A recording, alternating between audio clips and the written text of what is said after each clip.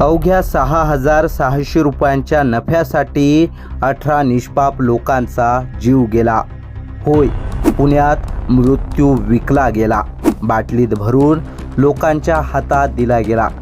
कोणाचा बाप गेला, कोणाचा मुलगा, तर काही घरांमध्ये कमावता हात कायमचा निघून गेला.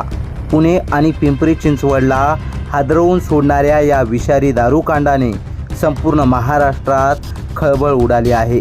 पुणे आणि पिंपरी चिंचवड परिसराला हादरवून सोडणाऱ्या विषारी दारूकांड प्रकरणात मृत्यूचा आकडा आता 18 वर पोहोचला आहे.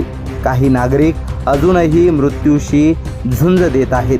अवघ्या काही हजार रुपयांच्या फायद्यासाठी मानवी जीवाशी खेळ करणाऱ्या या रॅकेटमुळे संपूर्ण राज्य हादरलं आहे. पाहुयात या संपूर्ण प्रकरणाचा सविस्तर आढावा पुणे न्यूजच्या या खास रिपोर्टमध्ये.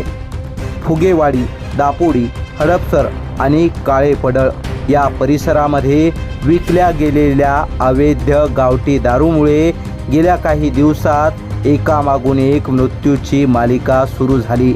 सुरुवातीला काहींना पोटदुखीचा त्रास झाला, काहींना उलट्या सुरू झाल्या, तर काहींना अचानक दिसणं कमी झालं आणि काही तासातच अनेकांनी प्राण गमावले.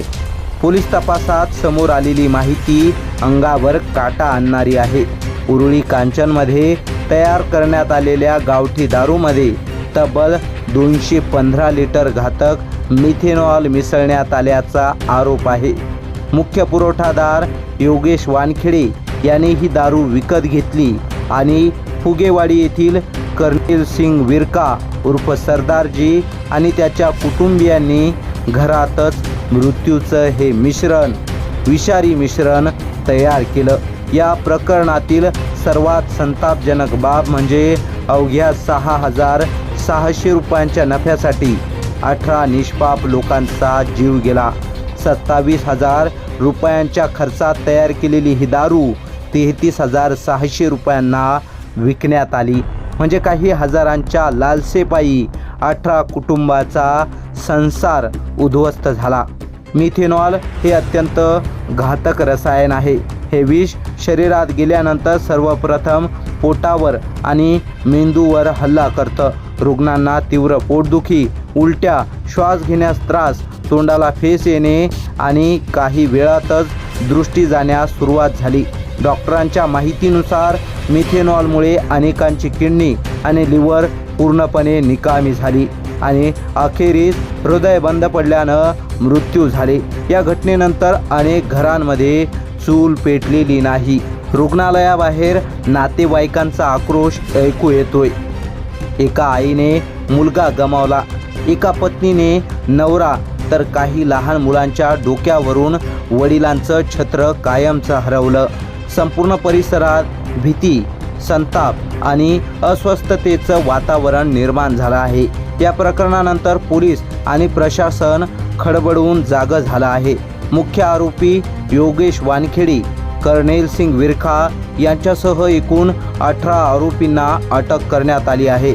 त्यांना न्यायालयाने पोलीस कोठडी सुनावली आहे. या भीषण दारूकांडानंतर केवळ आरोपींनाच अटक करण्यात आलेली नाही, तर प्रशासनातील हलगर्जीपणावरही मोठी कारवाई करण्यात आली आहे. पुणे पोलीस आयुक्त अमितेश कुमार यांनी हडपसर पोलीस ठाण्यातील वरिष्ठ पोलीस निरीक्षक संजय मोगले, सहाय्यक पोलीस निरीक्षक हसीना शिकलगार आणि पोलीस उपनिरीक्षक हसन मुलानी यांना निलंबित केलं आहे. या अधिकाऱ्यांवर त्यांच्या हद्दीत सुरू असलेल्या अवैध दारू विक्रीकडे दुर्लक्ष केल्याचा ठपका ठेवण्यात आला. याचबरोबर पिंपरी चिंचवड पोलिसांनीही दापोडी विभागातील 6 कर्मचाऱ्यांवर कारवाई केली आहे.